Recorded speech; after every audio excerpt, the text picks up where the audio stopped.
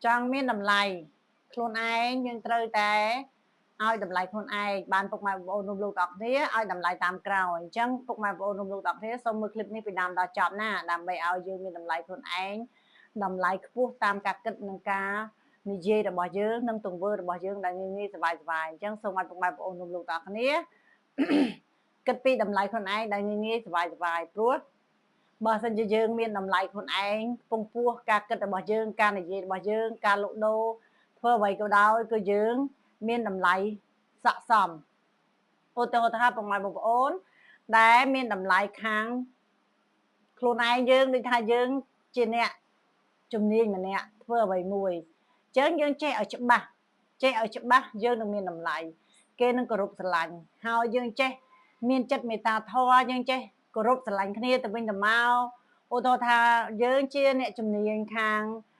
ជាងម៉ូតូឬជាងឡានឬមួយគោយើងជាអ្នកធ្វើអ្វីក៏ដោយញោមការងាររៀងខ្លួនសម្រាប់ពុកម៉ែបងប្អូនរួមលោកទាំងអស់គ្នាដែលបានមើលคลิปវីដេអូនេះដោយសារតម្លៃខ្លួនមួយមានតម្លៃរៀងខ្លួនអញ្ចឹងពុកម៉ែបងប្អូនគួរតែគិតឲ្យតម្លៃខ្លួនឯងពីក្នុងចិត្តពីការគិតនិងការវិភាគបែបធម្មជាតិកុំឲ្យពុកម៉ែបងប្អូនយកតែសម្បកក្រៅហើយយើងមិនហ៊ានឲ្យតម្លៃខ្លួនឯងណាពុកម៉ែបងប្អូននិយាយដដែលដើម្បីឲ្យយើងមានតម្លៃខ្លួនមានតម្លៃមុខជំនាញការងារច្បាស់លាស់បើយើងនិយាយហើយយើងនឹងបានជួបប្រទះការមានតម្លៃការឲ្យតម្លៃអញ្ចឹងបានន័យថាតម្លៃខ្លួនរបស់យើងជានរណាយើងត្រូវតែសិក្សាយើងត្រូវតែធ្វើ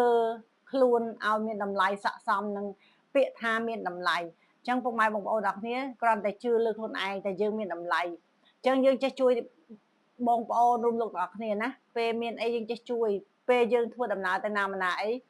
ឧទាហរណ៍ថាមានបញ្ហាចំពោះមុខ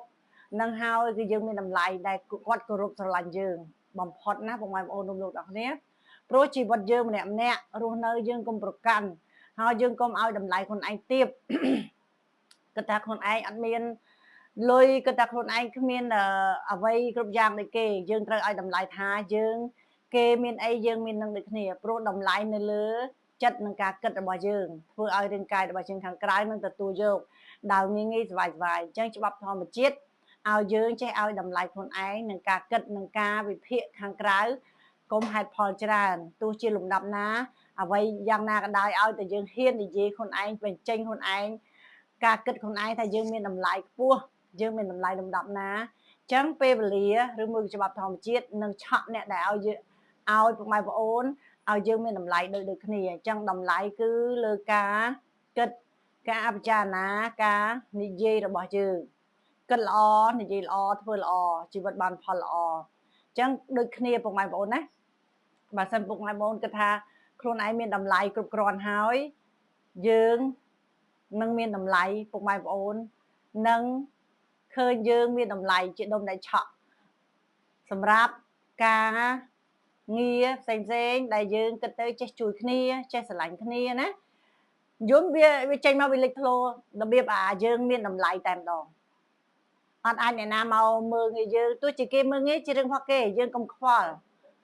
ពាក្យសម្ដីអ្នកដទៃខ្វល់តែខ្លួនយើងនេះតើមានតម្លៃតាមដែលយើងនិយាយតាមដែលយើងគិតហើយឬនៅអញ្ចឹងនិយាយតែប្រហែលបងណា3ខែទៅ6ខែបើសិនជាមានអ្នកចិត្តខាងដែលគេ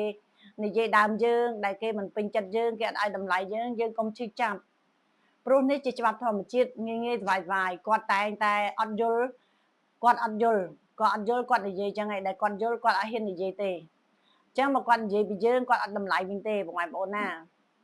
រឿងអ្វីគឺកើតឡើងពីការទង្វើរបស់យើងការធ្វើរបស់យើងអញ្ចឹងយើងរួមគិតទាំងអស់គ្នាយើងរួមវិភាសាទាំងអស់គ្នាដើម្បីឲ្យខ្លាយជាពលរដ្ឋមួយដ៏ល្អខ្លាយជាវិន័យនារីឬមួយក៏វិន័យបរិសុទ្ធមួយដែលយើងមានតម្លៃខ្ពង់ខ្ពស់សម្រាប់ជួយសង្គមសម្រាប់គ្រួសារដ៏មានភាពកក់ក្ដៅសម្រាប់គ្រួសារមួយដែលយើងគិតថាមានតែស្នាមញញឹមក្តីស្រឡាញ់ពេញលេញសម្រាប់រស់នៅលើភពផែនដីទាំងអស់គ្នាពុកម៉ែបងប្អូនណាតែបើសិនជាពុកម៉ែបងប្អូនថាអ្នកគ្រូខ្ញុំចង់ប្រឹក្សាបានតាមលេខ Telegram 086 519 337 078 322 968ដោយឥតគិតថ្លៃសេវាណាពុកម៉ែបងប្អូនអ្នកគ្នាប្រឹក្សាដោយក្តីស្រឡាញ់ចេញពីបេះដូងជួយដោយស្មោះជួយដោយមិនគិតថា ពុកម៉ែបងប្អូនជាអ្នកដតីជួយដោយសាច់ញាតិបងប្អូនណាដូចគ្នាដូចមនុស្សរួមលោកទាំងអស់គ្នាគឺជាបងប្អូនសាច់ញាតិទាំងអស់គ្នាអញ្ចឹងពុកម៉ែបងប្អូនទាំងអស់គ្នាសូមឲ្យតម្លៃខ្លួនឯងនិងឲ្យតម្លៃអ្នកដតីឲ្យបានច្រើនបើយើងស្គាល់ច្បាប់ធម្មជាតិមួយនេះហើយព្រោះច្បាប់ធម្មជាតិកើតមកគឺឲ្យមានតម្លៃទាំងអស់និងមានធម៌ពលល្អៗទាំងអស់នៅក្នុងខ្លួនអ្វីដែលយើងចាប់ផ្ដើមគឺយើងកុំមើលងាយខ្លួនឯងយើងកុំបាក់ទឹកចិត្តយើងកុំអស់សង្ឃឹមការងារឬមួយក៏មុខរបរអ្វីក៏ដោយកុំឲ្យតែយើងចាយខុសខ្ទង់យកលុយទៅទិញរបស់មួយដែលអត់មានចំណូលអត់មានផលប្រយោជន៍ជាពិសេសយើងទិញសម្លៀកបំពាក់ក៏ដោយយើងទិញតែមកប្រើទៅបងប្អូនណាយើងប្រើចាំបាច់ប៉ុណ្ណាយើងទិញប៉ុណ្ណឹងចាំអស់ចាំយើងទិញមួយកន្លែទៀតហើយយើងទិញទៅជួសក្បាលគៀបក៏បានដែរតម្លៃធូរយើងមិនបាច់ទិញ brand ថ្លៃពេកទេដោយសារអីយើងរក្សាទុកសន្សំទុកលុយណាដើម្បីឲ្យយើងមានតម្លៃលុយខ្ពស់ដើម្បីឲ្យពេលមានការអីយើងមានលុយយើងអត់មានជាប់នឹងបំណុលអញ្ចឹងបើយើងជាប់នឹងបំណុលយើងក៏ពិបាកដែររឿងអ្វីក៏ដោយសុទ្ធតែមានតម្លៃទាំងអស់បងប្អូនណាបើយើងចេះគិតយើងចេះចាត់ចែងត្រូវមិនថាលុយមិនថាសុខភាពមិនថាអ្វីទេគឺយើងមានតម្លៃគ្រប់គ្រាន់និងគ្រប់គ្រងព្រោះយើងមានតម្លៃហើយអ្វីគ្រប់យ៉ាងជុំវិញខ្លួនយើងនឹងកើតមកដោយងាយៗសบายវានឹងឡងតាមពាក្យសម្ដីនិងការគិតរបស់យើងអញ្ចឹងសូមឲ្យពុកម៉ែបងប្អូនរួមលោកទាំងអស់គ្នាពេលនេះកំពុងតែបាក់ទឹកចិត្តគិតថាខ្លួនឯងគេថានេះគេថានោះអត់តម្លៃគិតថាខ្លួនឯងនេះជាមនុស្សម្នាក់រស់នៅម្នាក់ឯងគិតថាខ្លួនឯងនេះជាឬម្នាក់ទៅណាអីគេមិនសូវយកចិត្តទុកដាក់អញ្ចឹងពុកម៉ែបងប្អូនណាយើងត្រូវស្រឡាញ់ខ្លួនឯងយើងត្រូវដឹងគុណខ្លួនឯងអញ្ចឹងអាចភាសាមួយអ្នកគ្រូជាអ្នកប្រឹក្សាម្នាក់ដ៏ល្អសម្រាប់ពុកម៉ែបងប្អូនរួមលោកណាកុំគិតថានៅឯកាគឺមានអ្នកគ្រូម្នាក់នៅជាមួយពុកម៉ែបងប្អូនរួមលោកទាំងអស់គ្នាដោយសាច់ញាតិទាំងអស់គ្នាណាព្រោះអីអ្នកគ្រូឆ្លងបទពិសោធន៍ជាច្រើនមកហើយអញ្ចឹងអ្វីដែលសំខាន់គឺខ្លួនយើងជាអ្នកសម្រេចខ្លួនយើងជាអ្នកប្រព្រឹត្តខ្លួនយើងជាអ្នកចាប់ផ្ដើមអញ្ចឹងអ្វីក៏យើងចាប់ផ្ដើមបានដែរបើយើងដឹងរឿងល្អហើយដឹងរឿងមានតម្លៃជីវិតរបស់យើងធំមហាសាលហើយយើងគួរតែចាប់ផ្ដើមយើងកុំនៅគិតសង្វេគកើតទុកហើយរឿងពីអតីតកាលក៏ដោយសូមបញ្ឈប់ចោលពុកម៉ែបងប្អូនណាចាប់ផ្ដើមឥឡូវនេះក្នុងដង្ហើមឥឡូវនេះយើងគិតអីអនាគតយើងនឹងបានដឹង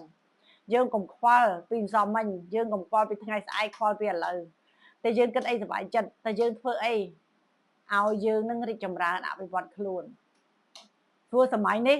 ជាសម័យដែលងាយស្រួលដោយសារយើងម្នាក់មានទូរស័ព្ទមួយគ្រឿងគ្រប់គ្នាបងប្អូនណាអញ្ចឹងសូមធ្វើអ្វីមានផលប្រយោជន៍យើងមានជំនាញចំណេះអីយើងចេញមកតាមបណ្ដាញសង្គមនានាចែករំលែកក៏បានបងប្អូនណាឬមួយក៏ស្រឡាញ់ពេញចិត្តខាងធ្វើម្ហូបខាងដេកកៅអៅខាងយំគ្រប់មុខទាំងអស់ហ្នឹងសម្អាងការខាងសាឡនយំរីករាយគ្រប់ពេលវេលាដែលពុកម៉ែបងប្អូនដែលស្រឡាញ់ចូលចិត្តអីយើងឲ្យតម្លៃអីពុកម៉ែបងប្អូនចេញចែករំលែកទៅបើសិនជាពុកម៉ែបងប្អូនណាខ្ញុំអ្នកគ្រូខ្ញុំអត់ចេះខ្ញុំខ្លាចចេះប្រឹក្សាមួយអ្នកគ្រូណាអ្នកគ្រូអាចជួយបានគ្រប់ពេលវេលាទាំងអស់ព្រោះក្បួនច្បាប់ការនិយាយអ្វីក៏ដោយឲ្យតែយើងខ្លាចជាទម្លាប់យើងនឹងអាចចាប់ផ្ដើមបានដែរតែបើយើងអត់ខ្លាចជាទម្លាប់ទេយើងនៅតែខ្លាចពាក្យខ្លាចសូមមកបងចោលណាពុកម៉ែបងប្អូនណាព្រោះយើងខ្លាចចំកន្លះជីវិតហើយយើងខ្លាចអស់ប្រហែលឆ្នាំហើយយើងគិតមើលយើងនៅតែប៉ុណ្្នឹងយើងអត់មានត្រូវអភិវឌ្ឍខ្លួនទៅដល់ណាទេពាក្យខ្លាចមួយបានន័យថាបិទដំណើរការងារអភិវឌ្ឍខួរក្បាលរបស់យើងបិទដំណើរចិត្តរបស់យើងអស់រលីងហើយអញ្ចឹងសូមឲ្យពុកម៉ែបងប្អូនទាំងគ្នាបើកដំណើរការគិតនិងបើកផ្លូវចិត្តរបស់យើងតាមបែបធម្មជាតិវិញណាព្រោះអ្វីគ្រប់យ៉ាងបើយើងហ៊ានបិទផ្លូវខ្លួនឯងហើយយើងអាចចេញទៅណារួចទេយើងនៅតែខ្លាចនេះខ្លាចនោះខ្លាចមួយលានហេតុផលអញ្ចឹងហេតុផលធ្វើឲ្យយើងអខានការអភិវឌ្ឍខ្លួនអញ្ចឹងសូមឲ្យពុកម៉ែបងប្អូនកំពុងតែគិតរឿងមិនល្អណាសូមឲ្យគិតរឿងល្អឡើងវិញ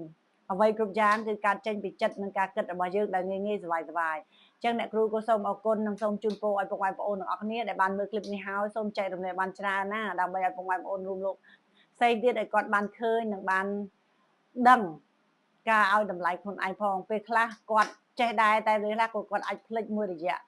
ភ្លេចភ្លាំងពេលដែលគាត់មានអាសន្នឬមានរឿងមួយដែលគាត់ stress អញ្ចឹងអ្នកគ្រូក៏សូមលើកទឹកចិត្តឲ្យពុកម៉ែបងប្អូនរបស់គ្នាគិតល្អនិយាយល្អធ្វើល្អជីវិតនឹងជួបរឿងល្អគ្រប់ពេលវេលារឿងអ្វីក៏ដោយក៏អាចដោះស្រាយបានដែរឲ្យតែយើងព្រមស្រាយឲ្យយើងឲ្យតម្លៃ